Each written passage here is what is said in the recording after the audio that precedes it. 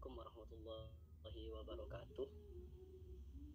Waalaikumsalam. Alhamdulillah wassalatu wassalamu ala khairi khalqillah Muhammad ibn Abdillah wa ala alihi wa sahbihi wa man tabi'a sunnatahu wa qtada bihuda ila yaumi liqa'illah, amma ba'du. Yang saya hormati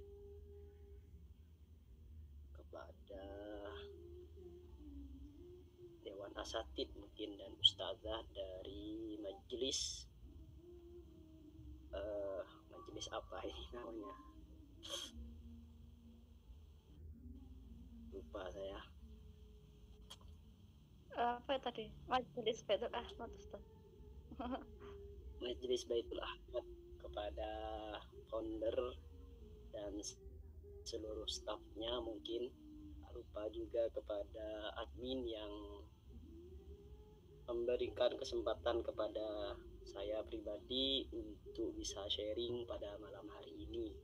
Tak lupa semua peserta kajian, semua peserta sharing session yang semuanya saya hormati. Sebelumnya saya mohon maaf ya, mungkin saya sekarang sedang agak batuk. Mau saya cancel tapi gimana, sudah kadung ada pamflet juga. Jadi nanti mohon maaf kalau dalam penyampaian saya nanti ada terganggu dengan suara batuk saya mungkin. Pertama-tama mari kita panjatkan rasa puji syukur kita kehadirat Allah Subhanahu wa taala. Sebelumnya admin saya tidak apa-apa ini on cam ya. Kok melihat dari peserta yang lain tidak ada yang on cam, cuma saya seorang. Oke. Khawatirnya kita berada di suatu komunitas yang bukan mengharamkan, tidak memperbolehkan untuk on cam saat kajian. Khawatirnya seperti itu. Kalau mau on cam silahkan, kalau tidak on cam pun silahkan, terserah ya. Bukan maksud saya ingin menyuruh kalian untuk on cam ya, tidak. Lanjut ya. Shalawat beserta salam senantiasa kita curah limpahkan kepada junjungan kita Nabi Muhammad Sallallahu Alaihi Wasallam yang telah mengangkis kita dari alam jahiliyah menuju alam ilmiah seperti saat sekarang ini. Para teman-teman, sahabat kajian Majelis Taklim Baitul Ahmad yang saya hormati. Saya kemarin beberapa hari yang lalu di DM oleh admin untuk bisa memberikan sharing session di majelis ini. Saya tidak tahu kenapa bisa mengajak saya, entah tahu latar belakang saya bagaimana, saya pun juga tidak mengerti, tidak paham dengan itu. Yang penting saat sekarang malam ini saya diberikan amanah untuk bisa sharing session dengan teman-teman semua. Pembahasan kita pada malam hari ini mengenai tentang memahami makna hijrah. Mungkin kata hijrah itu sendiri sudah umum dan sudah sangat familiar sekali di telinga kita. Artinya kita sudah sangat familiar, sangat sering sekali mendengar tentang hal itu. Namun tidak sedikit dari kita kadang salah mengkontekstualisasikan makna pengertian dari hijrah. Sebenarnya apa sih landasan kenapa hijrah atau kata hijrah itu menjadi tren tersendiri dan seakan-akan menjadi sesuatu yang wajib untuk kita?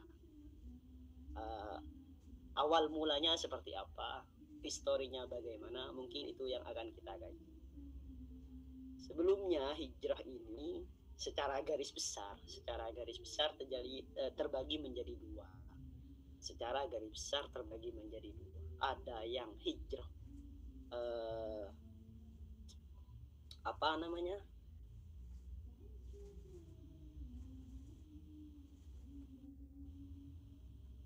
hijrah makaniyah atau berpindah dari suatu tempat.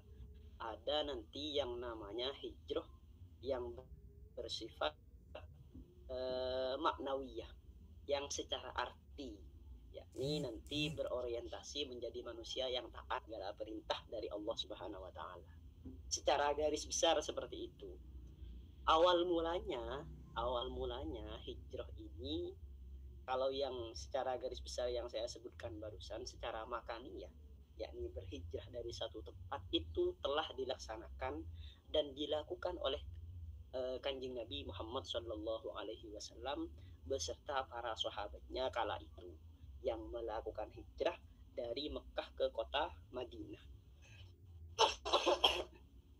Dan itu pada waktu itu hukumnya wajib. Artinya Kanjeng Nabi dan para sahabat yang mereka sudah menganut ajaran Islam pada saat itu memang diwajibkan untuk berhijrah ke Madinah. Kalau tidak salah itu pada tahun 622 kalau tidak keliru. Kalau tidak salah, mungkin nanti bisa dikoreksi oleh teman-teman yang lain. Mengapa Kanjeng Nabi berhijrah beserta para sahabat, atau para sahabat itu nantinya diistilahkan sebagai kaum muhajirin. Berhijrah karena memang tidak aman ketika berada di Mekah. Mereka berpindah tempat, berpindah daerah ke kota Madinah untuk mencari tempat yang lebih aman. Karena memang di Mekah pada saat itu tidak kondusif. Tidak kondusifnya para umat Islam yang berada di Mekah pada waktu itu terancam keselamatannya ketika melaksanakan ibadah atau aktivitas ibadah Islam. Karena memang merasa terancam dan tidak aman berada di Mekah ketika melakukan peribadatan, maka Kanjeng Nabi dan para muhajirin melakukan hijrah ke kota Madinah. Asal kata dari kata hijrah ini, asal katanya berasal dari kata hajaroh, ha jim ro. Kalau dalam huruf hijaiyah, dalam huruf hijaiyah, hajaroh yang berarti berpindah atau bermakna terputus. Bermakna terputus secara pemaknaan ya, mengandung makna terputus. Meskipun sebagian sebagian para ulama ada yang memaknainya juga satu,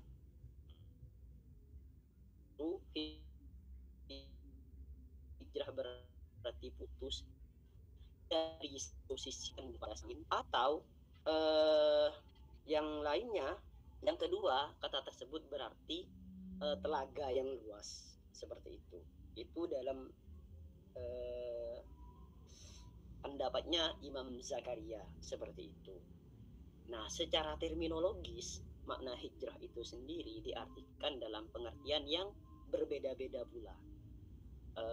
Menurut Ibnu Arabi, semisal Ibnu Arabi menggambarkan bahwa bagaimana yang ditulis oleh sebagian scholar, hijrah merupakan keluar dari daerah pertemuan menuju dari daerah pertempuran menuju daerah Islam, Darul Harbi ila Daril Islam. Itu menurut Ibnu Arabi. Pendapat lain juga menyebutkan bahwa hijrah secara terminologi itu adalah berarti berpindah dari tempat yang menakutkan menuju tempat yang aman, seperti yang saya jelaskan tadi. Ada yang mengatakan berpindah dari daerah kekafiran menuju mukmin, artinya daerah yang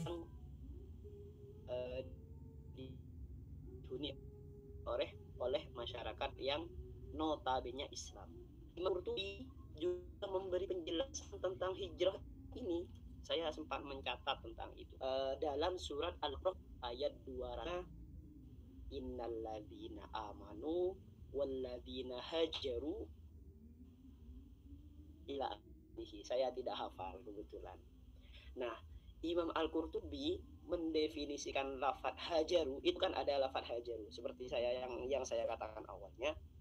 Lafaz hijrah berasal dari asal katanya, yaitu dari lafaz hajar. Imam Al-Qurtubi dalam tafsir Al-Qurtubinya mengatakan wal hijratu al-intiqalu min maudi'in ila maudi'in wa qasdu tarkil awwali itharon lisani. Hijrah ialah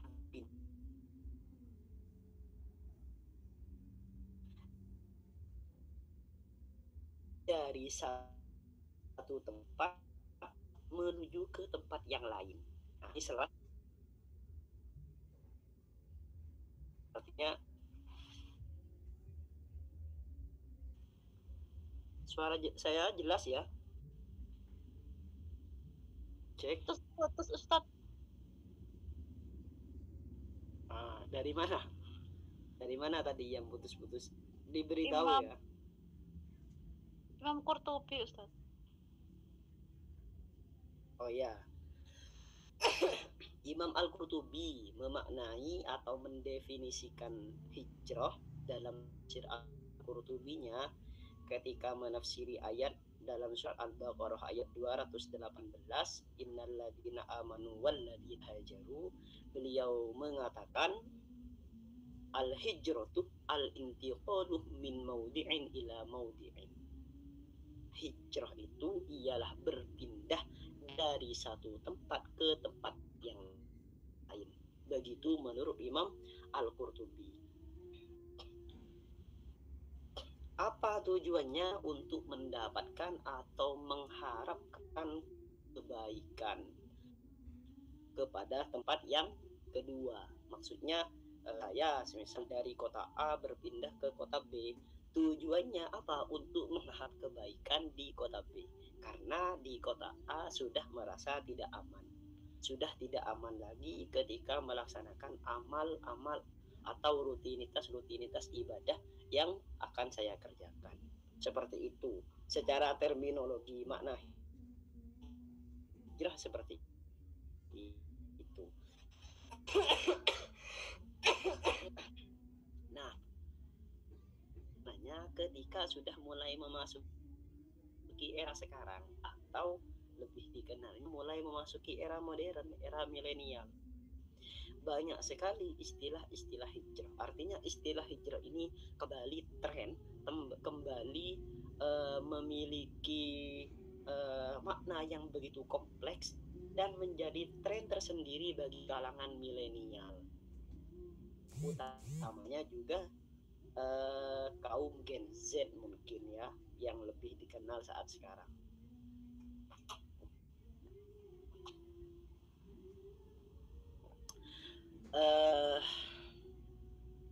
Banyak sekali yang meneliti atau yang mengartikan makna hijrah di sini.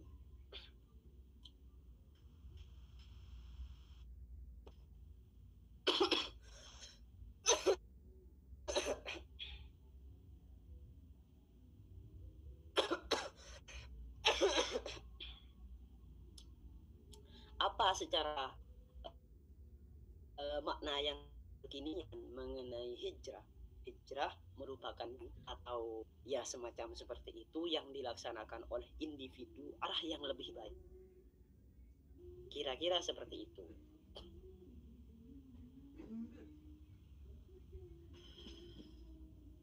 Nah, seperti yang saya katakan sebelumnya, secara garis besar ada dua pengertian dari hijrah. Ada hijrah yang makaniyah, ada hijrah yang maknawiyah.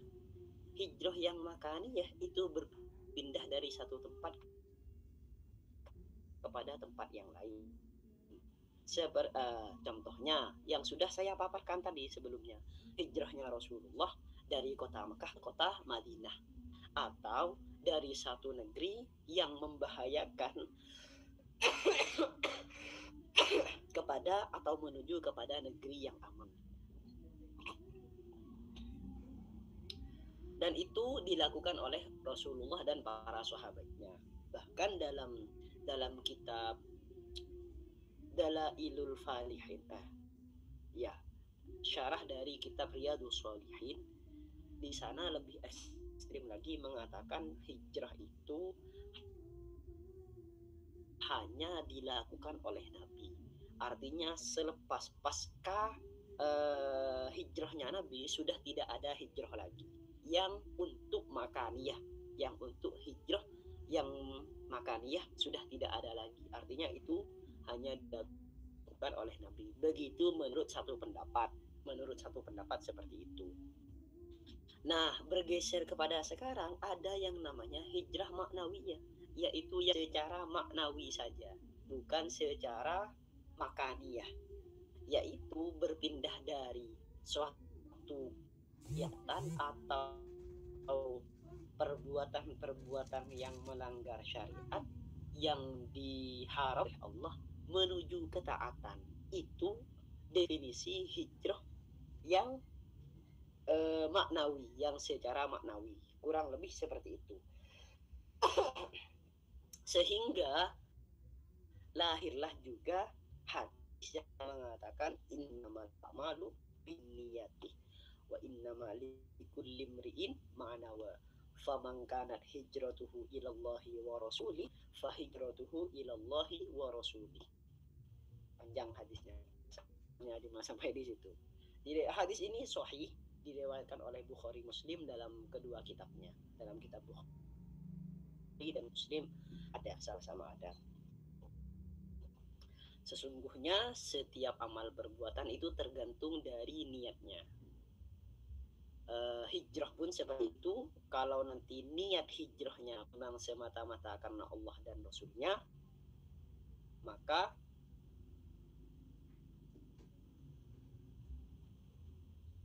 akan seperti itu. Artinya dia akan memperoleh dari niat bagusnya. Tapi kalau niat hijrahnya hanya sebatas ingin ada motif-motif yang lain yang tidak murni kepada Allah, maka hijrahnya hanya sebatas terhadap apa yang dia niatkan saja, tidak memperoleh pahala yang diberikan oleh Allah. Seperti itu. Putus-putus ya, masih putus-putus ya.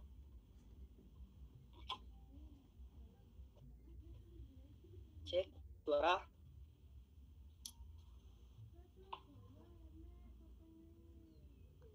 Tadi putus-putus. Putus-putus Lagi ya. Wah, ini kayaknya jaringan. Udah enggak. Sekarang masih. Udah enggak. Ya. Oke, lanjut berarti ya. Ya, Ustaz. Masih putus-putus. Aduh. Ini enggak, Ustaz. Jaringan saya jelek kayaknya di sini. Jelas ya? Iya, Ustaz. Oke. Kita akan mengulas kembali, lebih akan mengulas kepada makna hijrah yang maknawiyah saja. Karena yang untuk makaniyah mungkin itu sudah bisa dipahami, yakni berpindah dari tempat kepada tempat yang lain sebagaimana yang dilakukan oleh Rasulullah. Nah, untuk yang maknawi, yang berpindah dari suatu kemaksiatan atau hal yang dilarang oleh Allah menuju ketaatan, dalam hal ini dibedakan ada beberapa poin-poin penting yang harus diperhatikan. Hijrah i'tiqadiyah. Apa itu hijrah i'tiqadiyah? Yaitu hijrah keyakinan.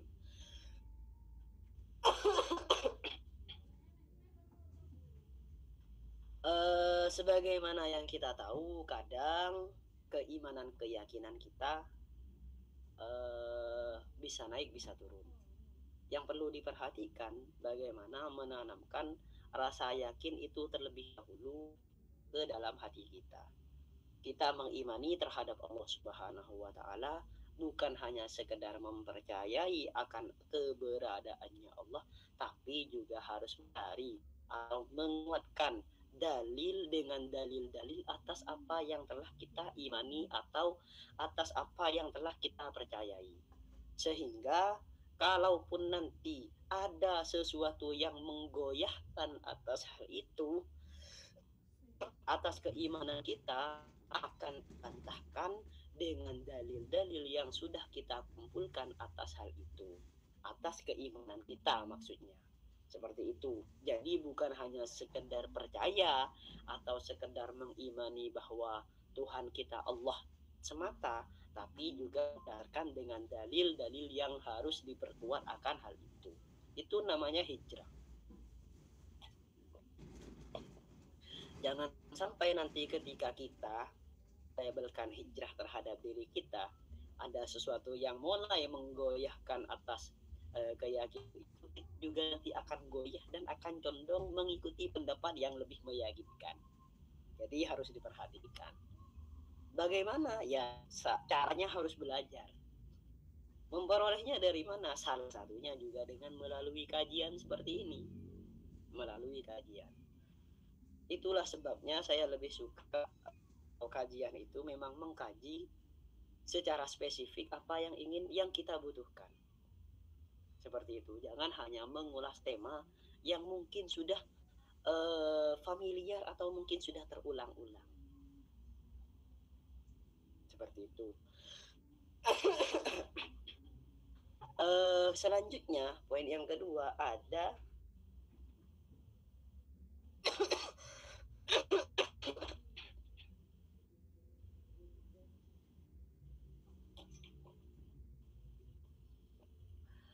hijrah fikriyah fakriyah, yaitu secara pemikiran, secara kitatan tafakkur sa'atan khairun min ibadati alfi sanatin. Berpikir 1 jam saja itu masih lebih baik daripada hanya beribadah 1000 tahun. Dalam hal ini untuk senantiasa kita memikirkan lantas apa yang terjadi pada kehidupan ini, sehingga setiap sesuatu yang akan kita lakukan tidak sembrono. Seperti itu, tidak sembrono. Sama sebenarnya sedikit ada keterkaitan dengan yang tadi. Kuatkan amal ibadah kita atau proses hijrah kita menuju kebaikan, kuatkan dengan dalil-dalil yang memang membahas akan hal itu.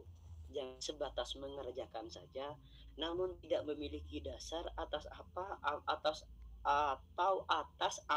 amaliyah atau peribadatan yang kita kerjakan. Jangan seperti itu. Usahakan memiliki dasar yang kuat atau tidak. Karena Islam itu jangan hanya berdasarkan taklid atau ikut-ikutan saja. Misal nih, lagi kan memakai cadar, kita ikut saja bercadar. Baik apa tidak? Baik sebenarnya. Cuma yang harus lebih diperhatikan lagi, apa motifnya seperti itu? Mengapa harus sedemikian? Informasi atau gali pengetahuan dari sumber-sumber yang kredibel, sehingga proses hijrahnya kita tidak hanya sebatas ikut-ikutan saja, tapi berdasarkan sumber dengan dalil-dalil yang memang sudah kita pelajari sebelumnya. Seperti itu.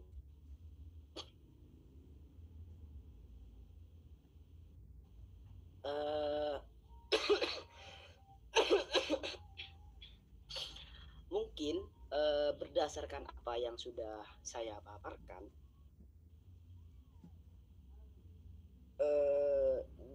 yang perlu ditarik kesimpulan dari apa yang sudah saya sampaikan, hijrah secara garis besar terbagi menjadi 2. Ada yang makaniyah, ada yang maknawiyah. Untuk yang makaniyah, beberapa ulama mendefinisikan makna itu, diantaranya Al-Qurtubi dalam tafsir Al-Qurtubinya. Untuk yang maknawiyah itu lebih kepada era yang memang era milenial, ditarik pada pemahaman era milenial, yaitu berpindahnya dari suatu ketaatan perbuatan kemaksiatan kepada perbuatan yang bernilai taat di sisi Allah Subhanahu wa taala. Dan poin yang tak kalah penting yang perlu dicatat atau yang perlu kita perhatikan untuk kita, untuk saya pribadi utamanya, dan juga untuk antum semua yang memang ingin berhijrah, pahami, gali agama ini dengan benar, jangan hanya berdasarkan ikut-ikutan tren saja. Karena Islam itu eh, begitu luas pemahamannya. Jangan dipahami dengan pemahaman yang sempit. Oleh karena itu, teruslah belajar dan mengaji. Pentingnya di sana mengaji bukan berarti mengaji Al-Qur'an ya. Iya juga termasuk di antaranya. Namun juga mengaji, pahami dasar-dasar agama dengan baik. Apa yang urgen? Yang urgen banyak sekali. Di antaranya yang harus diutamakan adalah contoh ilmu fikih. Mengapa saya mengatakan ilmu fikih? Karena ilmu fikih itu yang terlibat dengan amal kita sehari-hari. Apa? Sholat yang 5 waktu itu kita kerjakan sehari-hari. Di mana kita akan menjumpai pembahasan tentang sholat? Ya di fikih. Apakah di Al-Quran tidak ada? Tidak ada. Di Al-Quran hanya perintah untuk mengerjakan sholat. Adapun mekanisme tata cara pelaksanaan sholat yang baik itu dijelaskan melalui kitab fikih. Sebagaimana ulama-ulama terdahulu, mujtahid terdahulu, diantaranya Imam Syafi'i dan murid-muridnya, atau yang memang kita bermadhab kepada Imam Syafi'i, itu telah diulas secara mendalam, secara komprehensif mengenai bagaimana peribadatan menurut ilmu fikih. Seperti itu. Tidak hanya sholat saja, semisal juga yang urgen, semisal tentang kewanitaan, ilmu yang membahas tentang darah haid, darah nifas atau menstruasi, itu pun juga dikaji dalam fikih. Atau ketika kita bersosialisasi, itu pun juga dikaji dalam ilmu fikih. Sehingga itu merupakan ilmu yang urgen yang harus kita pelajari, yang harus kita dalami. Apakah di fikih langsung spesifik membahas sholat? Tidak, sebelumnya dijelaskan terlebih dahulu tentang tata cara wudhu, ada berapa batal-batalnya wudhu, ada berapa syarat-syaratnya wudhu. Setelah melakukan itu dijelaskan pula juga dengan macam-macamnya air untuk kita melakukan wudhu. Ada air yang suci, ada air yang najis, ada air mustakmal, ada air musyammas. Mana yang boleh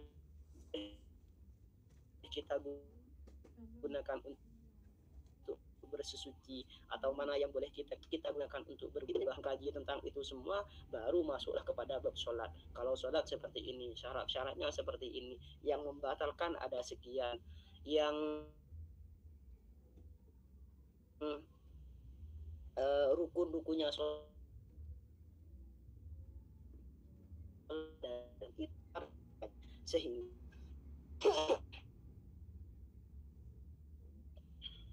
bukan hanya sebatas peribadatan melalui ikut-ikutan saja, namun berdasarkan dengan dalil yang sudah kita kaji atau kita pelajari sebelumnya. Seperti itu. Mungkin itu saja yang bisa saya sampaikan. Selebihnya saya kembalikan lagi kepada moderator. Nah, Ustaz, barakallahu fikum wa jazakallah khair untuk ini, untuk penyampaiannya. Semoga bermanfaat untuk teman-teman. Selanjutnya kita masuk ke sesi tanya jawab untuk teman-teman. Apabila ada yang mau dipertanyakan dan belum paham, tafadhol.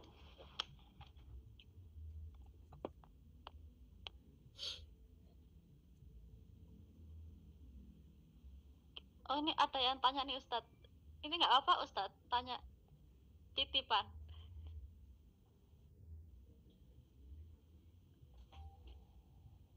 Assalamualaikum Ustadz, semisal maksiat taubat itu gimana ya? Syukron. Baik, langsung dijawab ya. Nah, seperti ini, sebenarnya itu memang tidak bagus, artinya. Tapi yang perlu dicatat, kita sebagai manusia atau memang manusiawi sejatinya tidak pernah terlepas dari yang namanya salah dan lupa, kan seperti itu.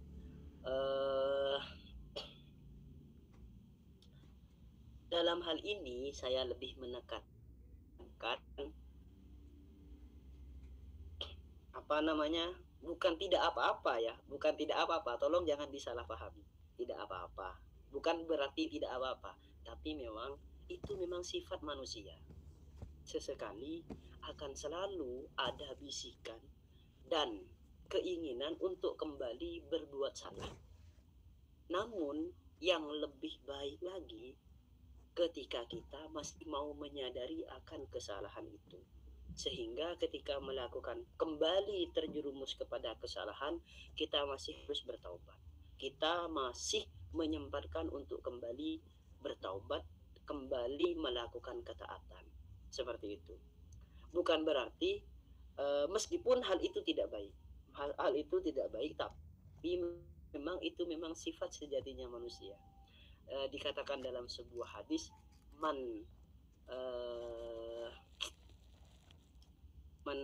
lupa saya hadisnya. Pokoknya seperti man sarrathu hasanatuhu fahuwa wa man wasa'athu sayyi'atuhu wa sarrathu sayyi'atuhu fahuwa mu'min, seperti itu. Siapa orang yang bangga ketika dia melakukan kebaikan, senang ketika dia melakukan kebaikan, dan merasa susah, merasa gelisah ketika melakukan kesalahan, fahuwa mu'min, kata Nabi, maka dia termasuk orang yang beriman. Bukan berarti tidak melakukan kesalahan, telah melakukan kesalahan, tapi dia tidak berbangga atas kesalahan yang telah dia lakukan. Artinya ada penyesalan akan hal itu. Fahuwa mu'min, kata Nabi. Itu termasuk masih tergolong dari golongan orang yang mukmin. Jadi memang tidak mungkin tidak tergelincir lagi kepada suatu kejelekan bagi yang tarafnya masih seperti kita. Karena sifat maksum atau terjaga dari kemaksiatan itu hanya dimiliki oleh para nabi dan rasul, oleh para rasul. Itu sifat maksum. Selebihnya bagi kita tidak memiliki sifat maksum. Maksum dalam artian terjaga untuk senantiasa akan selalu kontinu dalam ketaatan, tidak. Yang maksum hanya Rasul. Yang maksum hanya Rasul. Kita tidak maksum. Artinya masih sangat berpotensi sekali kita akan kembali melakukan kesalahan atau melakukan kemaksiatan. Namun yang perlu dicatat, harus selalu senantiasa kembali ketika kita sudah terjatuh dalam kemaksiatan, harus berusaha mungkin sebisa mungkin untuk kembali melakukan ketaatan. Itu seperti itu.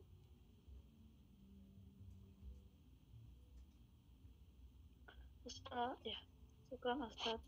Assalamualaikum Ustaz.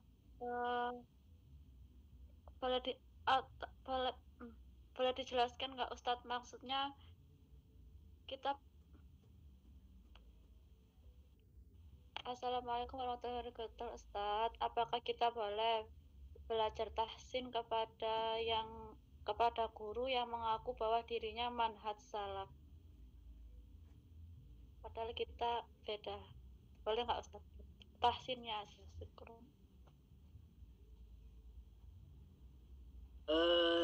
Perihal memilih guru ya, memang perlu diperhatikan, karena khawatirnya kita salah dalam memilih siapa yang ingin kita kaji ilmunya. Mengapa kok demikian? Karena bagaimana kita bagaimana kita menjalani agama kita tergantung dari mana kita mengambil ilmu itu. Seperti itu. Bagaimana kita menjalani, mengaplikasikan amaliyah peribadatan kita, agama kita, tergantung dari siapa kita mengambil ilmu. Sehingga harus diperhatikan betul. Siapa yang ingin kita jadikan guru, atau dari siapa kita ingin mengambil ilmu. Seperti itu. Kata salah satu ulama kan dikatakan al-isnad minad din, laulas sanad laqala ma syaa ma syaa. Sanad itu termasuk dari bagian agama. Karena kalau tidak ada sanad, seseorang akan berbicara semaunya dan seenaknya saja, seperti itu. Jadi memang perlu diperhatikan. Tapi kalau memang sudah jelas dia sanad keilmuannya memang dari manhaj salaf, semisal, tidak apa-apa, tidak apa-apa. Yang penting setidaknya Anda tahu terlebih dahulu memang dia memang jelas nih sanad keilmuannya kemana atau arahnya kemana. Karena orang-orang di luar sana yang memang mungkin meskipun berstatus Islam, tapi Islamnya yang sedikit mungkin bisa dikatakan radikal lah, seperti itu gara-garanya hanya salah mengambil ilmu. Dia mengambil ilmu dari golongan kelompok yang radikal, sehingga dia pun ikut radikal dalam mempraktekkan ajarannya. Tapi kalau dia mengambil dari orang-orang yang tidak mungkin tidak dikatakan radikal, maka secara otomatis dia pun juga akan mempraktekkan ilmunya tidak secara radikal, Islamnya tidak secara radikal. Jadi perlu diperhatikan dari siapa kita ingin mengambil guru, karena itu nantinya akan mempengaruhi bagaimana kita beragama atau menjalankan ritual keagamaan kita, seperti itu.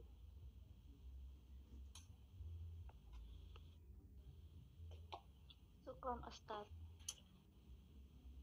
Ustaz, Assalamualaikum. Tadi ada ya Ustaz, ada 2 hijrah yang perlu diperhatikan. Tadi hijrah maknawiyah dan hijrah apa Ustaz? Syukron.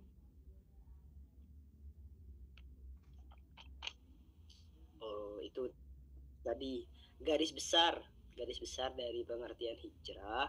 Ada yang hijrah makaniyah, dan yang kedua ada hijrah maknawiyah. Kalau untuk yang makaniyah itu dari tempat, berpindah dari satu tempat kepada tempat yang lain, atau dari darul harbih ila daril Islam, kepada satu tempat yang awal mulanya itu tempat tidak aman untuk kita melakukan ibadah kita, sehingga berpindahlah kepada tempat yang lebih aman, seperti yang dilakukan oleh Nabi dan para sahabat-sahabatnya. Itu hijrah makaniyah. Yang kedua, hijrah maknawiyah, yang secara maknawi, yaitu beralih dari suatu perbuatan yang sebelumnya berupa kemaksiatan, beralih atau berpindah kepada suatu perbuatan yang bernilai suatu ketaatan kepada Allah. Itu yang kedua, secara garis besar seperti itu.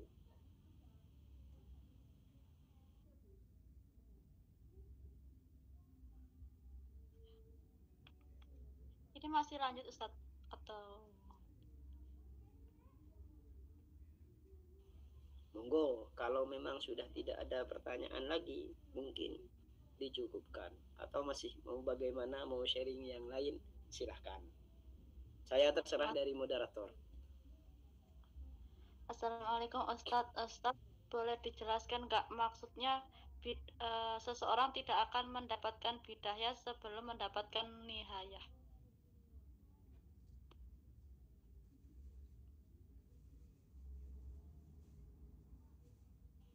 Bagaimana? Gini Ustadz, seseorang tidak akan mendapatkan bidayah sebelum ia mendapatkan nihayah gitu loh Ustadz. Apa ya? Tadi baca artikel gitu loh. Apa? Gimana? Saya kurang paham dengan maksud pertanyaan ini. Bidayah sebelum mendapatkan nihayah. Iya. Begini ya. Sebelumnya kita pahami arti dari bidayah dan nihayah. Bidayah itu permulaan, kalau nihayah itu akhir atau puncak, garis akhir lah, seperti itu. Itu bidayah permulaan, nihayah itu akhir. Setahu saya, sependek pengetahuan saya, ada makalah yang mengatakan seperti ini. Undur fil bidayah wala tandur fil nihayah. Lihatlah di permulaannya, jangan hanya melihat proses akhirnya. Itu bersifat universal dalam hal-hal semisal ketika melihat orang sukses, Tidak semerta-merta dia akan sukses begitu saja tanpa melalui proses sebelumnya. Sehingga untuk mengkaji itu, untuk melihat nikmat yang didapatkan orang itu, kita juga harus berpikir atau melihat bagaimana permulaan proses awal orang itu bisa mencapai kepada titik tersebut, kepada titik nihayah atau puncak kesuksesannya. Dalam hal bisnis misal katakanlah siapa seorang miliarder yang sudah kaya, pasti menempuh proses awal terlebih dahulu. Dia melakukan usaha yang begini dan seterusnya. Itu dalam hal keduniawian. Atau dalam hal keilmuan, ada orang yang sudah bergelar alim atau bergelar alamah, bergelar seorang mufti, alim luar biasa. Kalau dia berpendapat, mengambil dari pendapatnya, mengutip dari hadis, mengutip dari Al-Quran, pasti hanya tinggal mengelontarkan saja atau tinggal mengeluarkan saja. Istilahnya sudah hafal di luar kepala. Seperti itu. Kita harus mempelajari itu, bukan hanya melihat dari sisi kok sehebat itu ya orang tersebut, bukan. Tapi pelajari, ambil hikmahnya, bagaimana dia bisa seperti itu. Akhirnya pasti melalui proses yang panjang. Belajarnya pasti selalu terus-terusan, jarang tidur, sedikit makan, sering baca, rajin baca, dan seterusnya. Sehingga kita bisa mengambil hikmah pembelajaran dari nihayah atau puncak kesuksesan seseorang, baik dalam hal duniawiyah atau dalam hal keilmuan. Seperti itu. Ya, nah. Syukran Ustadz. Assalamualaikum Ustadz, gimana supaya istiqomah? Syukran.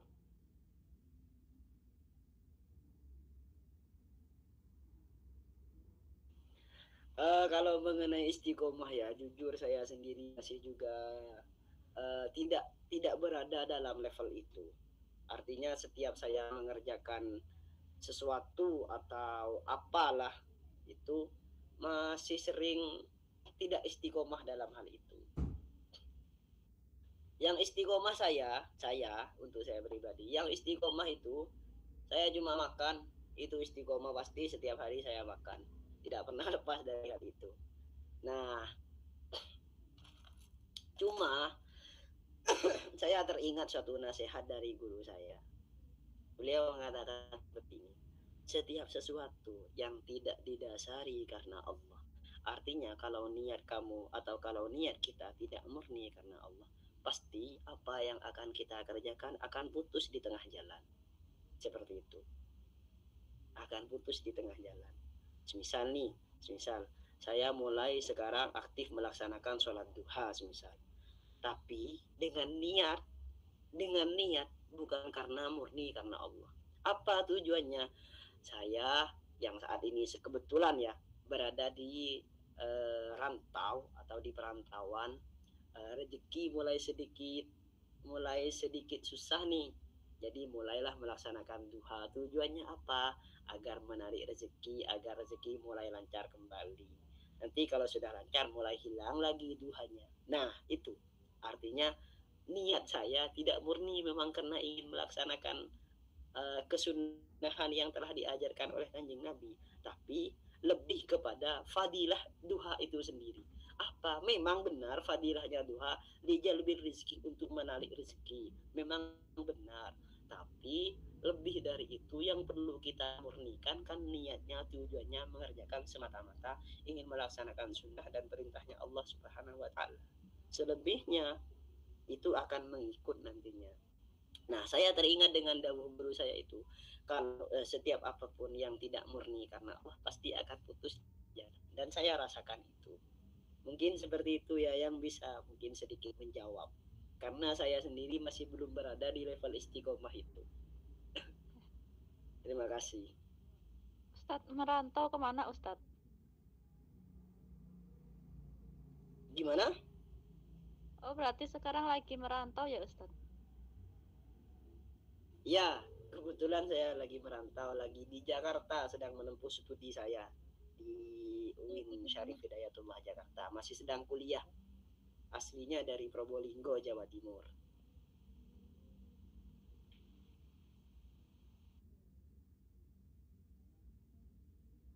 Ini ada yang angkat tangan kayaknya. Kita padahal ya. Mungkin bisa dipersilakan. Ya boleh bertanya ya Ustaz. Assalamualaikum warahmatullahi wabarakatuh. Ya Ustaz, sebelumnya mohon maaf ya Ustaz. Kalau misalkan Ustaznya juga berkenan dan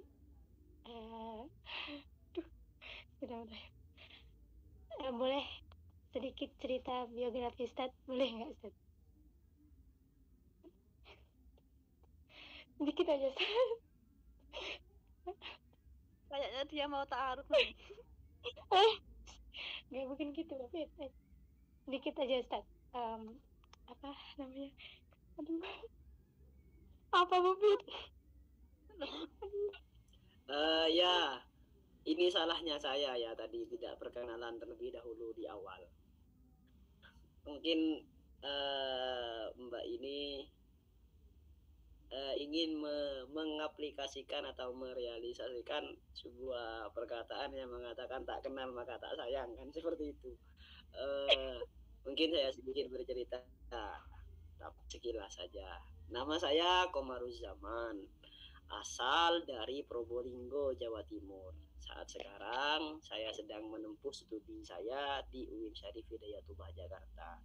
Sebelumnya saya alumni dari pesantren. Nama pesantren saya Pondok Pesantren Nurul Khotim di Probolinggo, di Paiton Probolinggo. Mungkin dari teman-teman di sini ada yang sedikit mungkin yang familiar dengan Hadrah Syubbanul Muslimin, atau di sana yang lebih terkenalnya vokalisnya namanya Gus Azmi.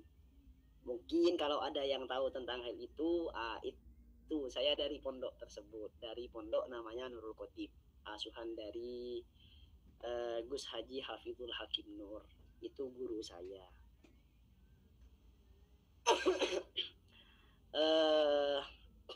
Apa lagi? Kalau profil dari saya sendiri seperti itu. Status saat sekarang sebagai mahasiswa, status saya mahasiswa. Yang paling penting masih belum menikah. Apa lagi ya? Mungkin itu saja. Mungkin secara keilmuan, secara sanad keilmuan, karena saya tadi berbicara secara sanad keilmuan, saya dari guru-guru saya. Guru-guru saya dari guru-gurunya dan seterusnya, insya Allah menyambung kepada Rasulullah. Dan apa yang saya sampaikan saat sekarang itu apa yang telah saya peroleh ketika saya mondok dan apa yang saya peroleh dari guru-guru saya, termasuk dari menyampaikan dan membawakan bagaimana wajah Islam yang saya pelajari dari guru saya. Seperti itu. Iya, ya terima kasih Ustaz. Lebih fokus ke mengajar apa Ustaz? Kalau saat sekarang saya sudah tidak mengajar lagi. Saat sekarang saya tidak mengajar, saya masih fokus di kuliah saja, masih berfokus di studi saja. Sebelumnya saya pernah mengajar di pesantren saya. Alhamdulillah saya di pesantren selama kurang lebih 10 tahun. Di sana saya sampai mengajar. Adapun pelajaran yang pernah saya pegang atau yang pernah saya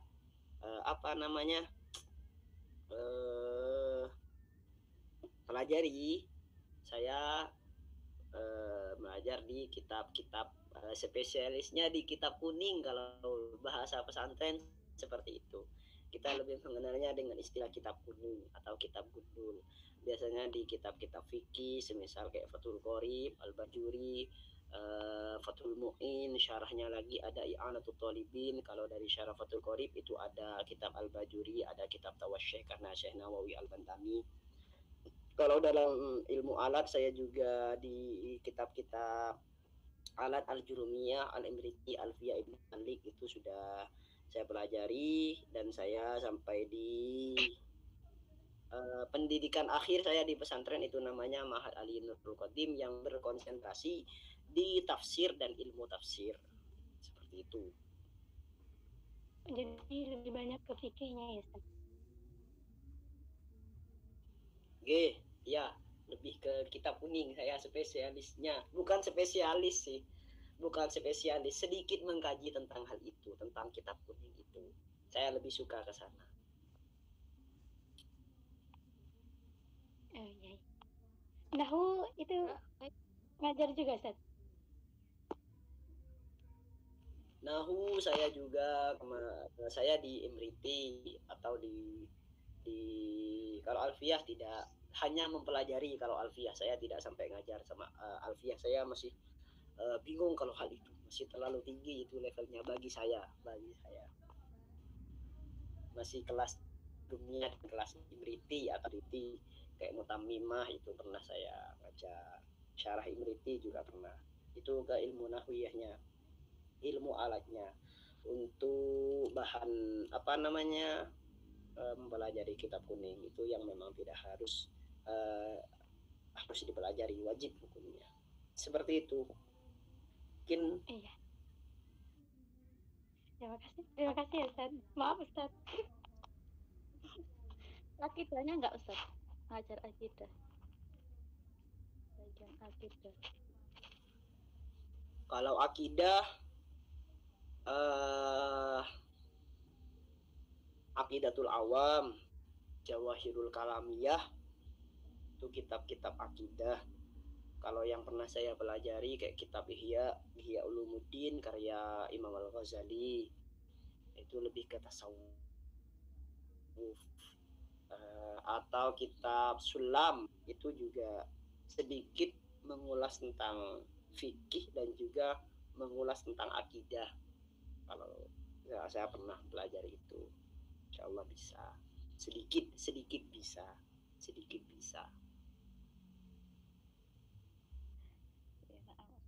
Ini malah cerita-cerita jadinya Ustaz. Wah.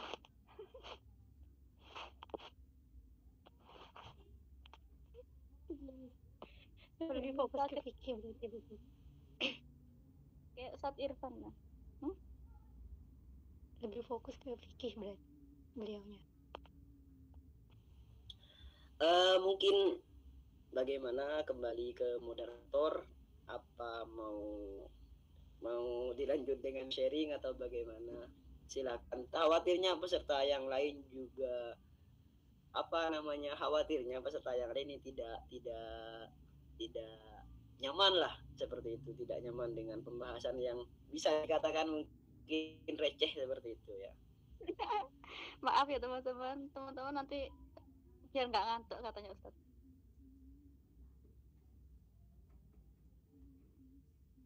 Lanjut guys. Kak Ustaz. Berarti Gus enggak sih? Bukan anaknya. Tambah takut Gus sama enggak? Ya, Saya bukan Gus, saya bukan anaknya Kiai, saya cuma statusnya kan sudah dibilang saya mahasiswa, kebetulan pernyantri, jadi sedikit banyak ilmu-ilmu kepesantrenan saya sedikit tahu, dan insya Allah bisa berbagi dengan teman-teman yang lain. Saya suka sebenarnya sharing session atau ngaji dengan model-model santai saja, tapi santainya juga nanti harus lebih ke arah yang bermanfaat. Saya lebih senang seperti itu agar tidak terlalu monoton peserta yang lain. Khawatirnya tidak suka dengan pembahasan yang lain. Lebih baik lagi mungkin saran saja kepada founder dari majelis ini, mungkin ada kajian kayak kitab yang membahas tentang fikih atau akidah, itu lebih baik. Artinya pembahasannya nanti seputar tentang apa yang memang telah dicetuskan dan dikarang oleh ulama-ulama terdahulu. Karena dalam sebuah syair kalau tidak salah yang pernah saya ingat, al khair fit tiba'i man salaf wasyarr fit tiba'i man kholaf. Kebaikan itu berada dalam mengikuti ulama-ulama terdahulu. Ulama-ulama terdahulu yang memang sudah melahirkan karya-karya yang memang sudah diakui, seperti itu. Sehingga kalau pribadi saya Kalau hanya ngaji, hanya berdasarkan dengan tema-tema kayak malam ini, memahami makna hijrah, itu seakan-akan kalau menurut saya sebenarnya kurang begitu penting. Kurang begitu pentingnya di mana? Ya itu cuma sekedar nanti apa namanya, implikasi atau dampak dari proses kita menjalani kehidupan atau proses kita menjalani hijrahnya kita. Tentu yang urgen, yang sangat penting bagi kita tentang bagaimana atau hal-hal yang bersentuhan langsung dengan amal perbuatan kita sehari-hari. Kayak sholat kita sudah benar nggak nih? Kalau memang mau hijrah ya, kalau memang mau hijrah ya, bagaimana sih sholat yang benar? Apa saja sih nanti yang membatalkan sholat? Karena kan memang itu sesuatu yang terjadi. Kalian pasti mungkin pernah mengalami nggak? Kalau saya pernah mengalami, semisal nih dalam sholat, saya ketika tahiyat itu bacanya Al-Fatihah secara tidak langsung, karena memang akibat dari pikiran yang ngelentur kemana-mana. Setelah sampai waladhdallin, saya baru sadar, loh saya dalam posisi tahiyat kok baca Al-Fatihah, bagaimana status sholat saya ini? Nah, itu kan dikajinya dalam fikih, tidak dikaji dalam hanya tema-tema bagaimana hijrah, bagaimana memahami makna hijrah. Atau semisal ketika sholat berjamaah, kita lupa tidak baca Fatihah, ketika imam sudah ruku, takbir untuk ruku, kita baru sadar, loh saya belum baca Fatihah, bagaimana nanti status Fatihah saya? Karena Fatihah itu merupakan rukun. Rukun kalau tidak dikerjakan atau ditinggalkan dalam sholat menjadi tidak sah sholatnya. Apa pernah kita berpikiran ke sana? Nah, itu kan yang hal-hal yang sangat urgen, yang sangat penting bagi kita untuk kita gali ilmunya, sehingga peribadatan yang kita kerjakan menjadi bernilai. Sehingga tidak salah ketika dalam sebuah makalah dikatakan, wa kullu amalin bi ghairi ilmin a'maluhu mardudatun la tuqbalu. Setiap amal perbuatan yang kita kerjakan tanpa didasari oleh ilmu sangat berpotensi sekali amal tersebut bisa tertolak, tidak diterima oleh Allah Subhanahu wa taala. Apa sebabnya? Tidak didasari oleh ilmu. Kenapa kok tidak didasari oleh ilmu? Karena memang kita tidak mau menggali tentang ilmu tersebut. Padahal itu sudah bersentuhan langsung dengan kita setiap hari. Kan seperti itu. Ustadz, gimana? di MBA tuh ada beberapa memang apa majelisnya tuh mengarah ke kitab gitu Ustadz. Fikihnya itu kemarin Safina udah hatam, sekarang masuk ke Sulam. Safina tuh kalau nggak salah dibahas 1 tahun lebih. Terus Bidayah-Hidayahnya masih ada, Tasyrul Falak sama Ta'lim. Apa ya? Mantap kalau seperti itu. Gini Ustaz, hah? Gimana Ustaz? Keren kalau seperti itu, bagus. Barangkali Ustaz mau nambahin ngajar di sini. Kalau sudah hatam itu sudah cukup menurut saya. Kurang kecuali mau menambah ke level yang lebih istilahnya lebih tinggi lagi lah, istilahnya bisa dikatakan seperti itu. Kalau dalam ilmu kalau di pesantren biasanya kalau sudah selesai Safina atau Sulam, kita beralihnya ke kitab Takrib atau Fathul Qorib. Itu biasanya seperti itu.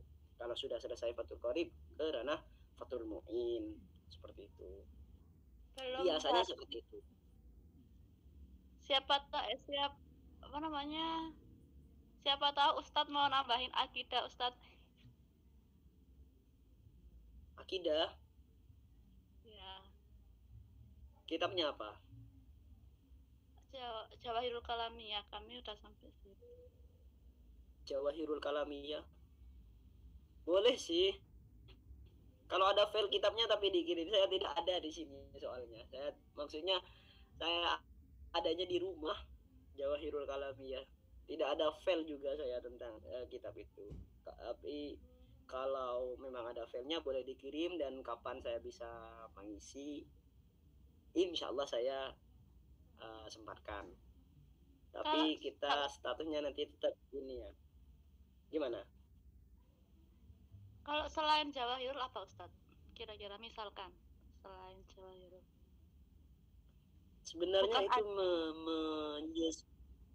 menyesuaikan dengan ini ya, menyesuaikan dengan audiensnya, dengan mustamiknya, pendengarnya, penyimaknya.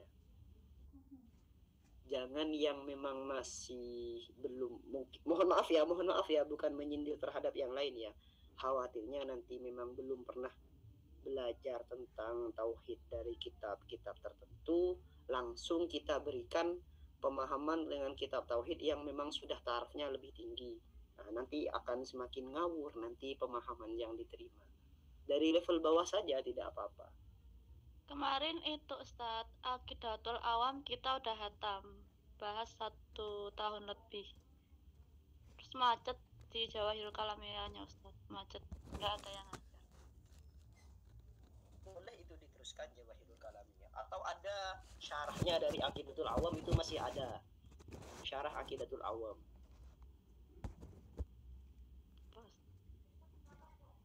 Nurul Zolam. Syarah Aqidat bukan Nurul Zolam, apa ya?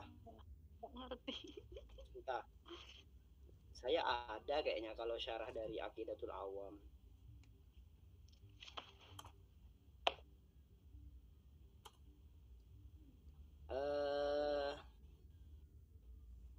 Julla'ul Afham, syarah Aqidatul Awam. Itu dasar juga Ustadz atau ya? Iya. Ya sama, artinya kan Aqidatul Awam nih. Aqidatul Awam itu diulas lagi, disyarahi lebih terperinci maksudnya. Disyarah, diberikan penjelasan lebih terperinci. Seperti itu juga. Kalau memang ke Jawahirul Kalamiyah pun juga boleh. Tapi saya tidak ada file kitabnya. Kalau ada boleh dikirim, nanti insya Allah saya bisa sharing tentang itu. Bukan mau mengajari ya, saya awam. Misalkan nih Ustadz, selain akidah apa Ustadz? Misalkan kayak Nurul Yakin itu gimana Ustadz? Nurul Yakin boleh. Boleh sih, bebas. Boleh. Berarti kalau fikihnya sudah. Fikihnya udah Ustadz. Nurul Yakin itu dasar nggak Ustadz? Nurul Yakin kan itu soal tentang perjalanan Rasulullah, itu dasar kan Ustadz?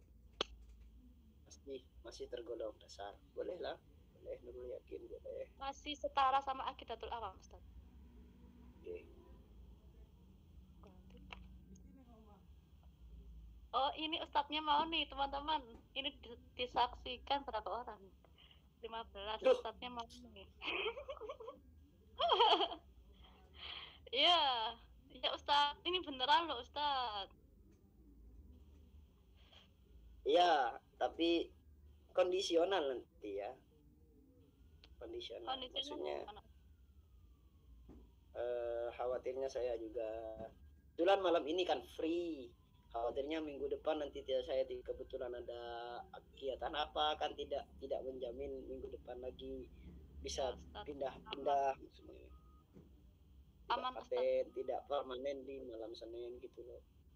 Boleh sih kalau seperti itu. Boleh. Enggak itu Ustadz, selain minggu hari apa Ustadz yang kosong? Malam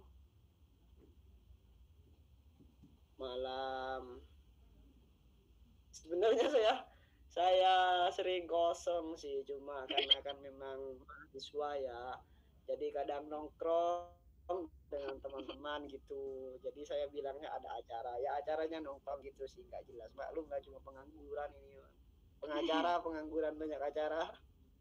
Iya. Tapi susah, kecuali malam minggu ya, malam minggu saya tidak bisa. Pasti ada kegiatan. Bukan, saya ada kegiatan ngaji dengan ustadz saya di pesantren setiap malam minggu. Dan saya sekarang statusnya sudah jadi alumni, sudah jadi rantauan, anak rantau. Jadi masih menyempatkan ada kegiatan dengan ustadz di pesantren saya, meskipun cuma seminggu sekali, dan itu diadakan setiap malam minggu. Kata Ustadz, biar kamu kalau malam minggu nggak keluyuran kemana-mana. Oh siap Ustadz. Jadinya sungkan kalau tidak mau hadir dengan alasan cuma mau keluar, ya jadinya tetap memilih ngaji daripada memilih keluar seperti itu. Jadi saya ngaji kalau malam minggu dengan ustadz saya di pesantren.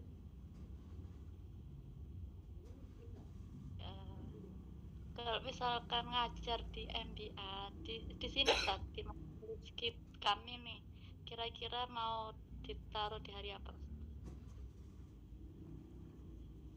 Minggu kak Ustaz? Malam Senin nggak apa-apa. Minggu Senin. Berarti ya? Jamnya aja. Ya, minggu. Sekarang kan malam Senin kan? Ya. Boleh. Kitabnya CP Ustadz lah kita. Siap. Teman-teman ada usulan nggak kira-kira? Novi? Enggak, mau tanya aja. Jadi yang syarahnya Aqidatul Awam sama Nur Yakin itu bagusnya yang mana dulu? Nur Yakin itu bagusnya yang mana ya? Sama-sama bagus sih. Enggak, maksudnya lebih dulu yang mana gitu Ustaz? Mungkin kan Nurul Yakin dulu ya. Nurul Yakin. Ya.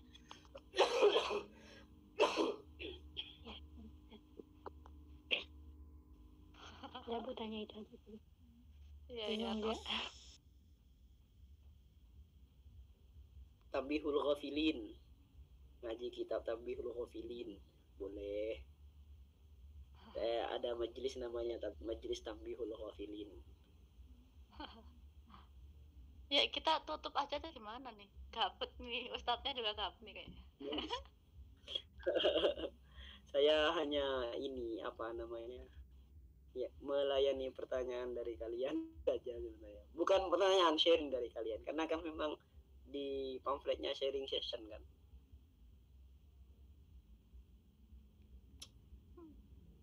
Silakan, tidak apa-apa.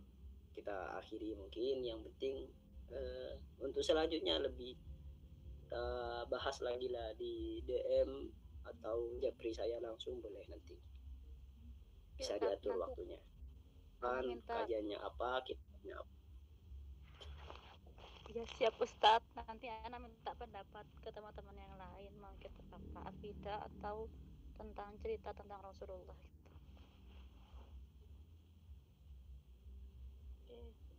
Oke, tutup dulu aja ya. Biar silakan moderator. Tafadhol Ustadz. Dengan doa. Oh, dengan doa ya. Kafaratul majlis. Boleh. Dalam hadis dikatakan wa khairud du'ai alhamdulillah, kan seperti itu. Mungkin kita akhiri pembahasan atau sharing session kita pada malam hari ini dengan membaca hamdalah bersama-sama. Alhamdulillahirabbil alamin. Selebihnya saya kembalikan lagi kepada moderator. Tidak penutupan aja. Alhamdulillah kita akhiri kegiatan kita pada malam hari ini. Apabila ada kata yang salah mohon maaf, dan apabila ada kata yang benar itu